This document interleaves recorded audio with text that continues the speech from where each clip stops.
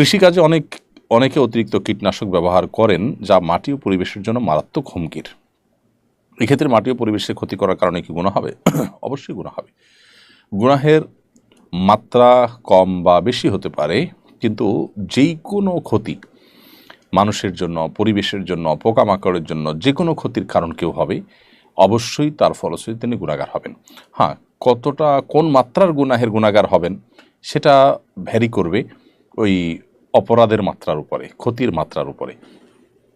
অতএব এই যে অতিরিক্ত কীটনাশক ব্যবহার করে পরিবেশকে নষ্ট করে দেওয়া, মাটিকে নষ্ট করে দেওয়া, এটা আমাদের জন্য অনুচিত কাজ।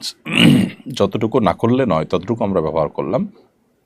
আর সবচেয়ে ভালো হয় যদি আমরা অর্গানিকের কাছাকাছি অন্তত থাকতে পারি, থাকার চেষ্টা করতে পারি। কারণ এই প্রকৃতিকে যত বেশি পরিবর্তন করে ফেলা হবে, এই বিকৃত প্রকৃতি এটা মানুষের মধ্যে চিন্তাগত বিকৃতিরও কারণ হয়। আজকাল নানা যে চিন্তাগত বিকৃতি আমরা দেখতে পাচ্ছি, বিকৃত খাদ্য, বিকৃত যে আপনার বিষয় আছে, সেগুলোর একটা বড় প্রভাব কিন্তু এখানে আমাদের জীবনে পড়ে থাকে।